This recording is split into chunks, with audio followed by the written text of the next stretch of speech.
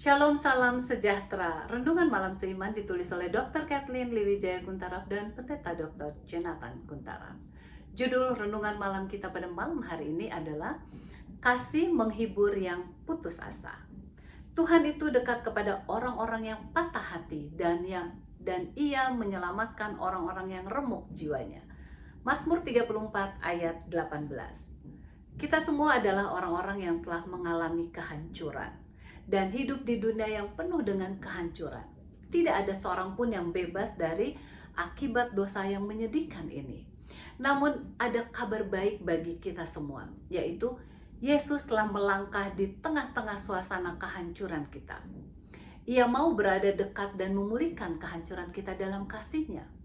Yang lebih menakjubkan lagi ialah Tuhan ingin menggunakan Anda dan saya untuk melihat siapa di sekitar kita ini yang sedang mengalami kehancuran hatinya. Nah, kehancuran hati seseorang seringkali membuat orang itu menjadi orang yang keras dan sulit untuk dihadapi. Namun kita telah dipanggil untuk melihat sifat yang keras dari seseorang ini dan mencintai mereka yang merasa sakit hati itu. Tanpa memiliki kuasa yang diberikan oleh Roh Allah, maka cinta kita itu hanya akan mencapai sejauh mata manusia dapat melihatnya. Kehancuran seseorang itu datang dalam berbagai bentuk. Tanpa Yesus, pria atau wanita yang berlumuran dengan tanah dan kotoran itu dapat berdiri di suatu sudut jalan sambil mengharapkan bantuan Anda. Keadaan kehancurannya itu sama juga dengan keadaan seorang jutawan yang berbohong dan menipu untuk mendapatkan ketenaran dan kekayaan yang bersifat hanya sementara saja. Dengan perkataan lain, kehancuran kehidupan manusia itu mengambil bentuk yang berbeda-beda tergantung kepada godaan dan cobaan apa yang dapat membuat orang itu menjadi manusia yang lebih baik. Yesus menemukan berbagai orang di sekitarnya yang mengalami kehancuran hati. Ia memilih untuk mencintai dan melayani mereka, gantinya terintimidasi oleh gejala dosa dari orang-orang yang di sekitarnya itu.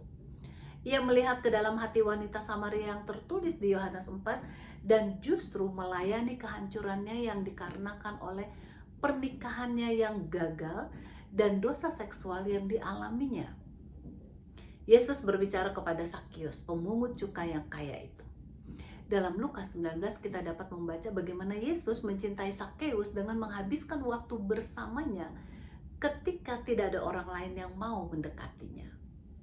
Jika kita ingin mencintai orang lain dengan setulusnya, maka kita harus mengabdikan diri kita untuk mencintai orang tersebut yang menderita karena kerusakan kehidupannya. Kita harus merawat dan berbicara pada luka hati mereka, gantinya mengabaikan mereka karena masalah eksternal yang dihadapinya. Roma 15 ayat 1-5 menulis, kita harus mengikuti teladan Yesus dan mengasihi mereka yang tidak dikasihi orang lain. Kita harus menerima orang-orang buangan, yatim piatu, janda, orang miskin, dan orang yang mementingkan dirinya sekalipun.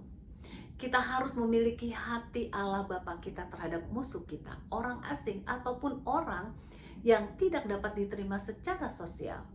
Jika bukan kita yang mencintai mereka, siapa lagi yang akan mencintai mereka? Jika kita tidak berbicara dan memberikan cinta untuk menyembuhkan luka yang mendalam, yang menyebabkan kehancuran kehidupan mereka, siapa lagi yang akan melakukan itu? Jika bukan kita yang mengungkapkan isi hati Bapa kita kepada mereka, siapa lagi yang akan mendekati mereka?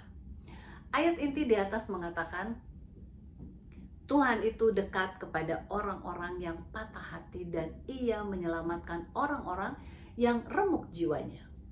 Semoga Anda dapat menemukan kasih tanpa syarat yang diberikan Bapa Surgawi kita, sehingga Anda dapat mengasihi dengan setulus hati kepada mereka yang telah hancur hatinya, serta melayani mereka tanpa pamrih.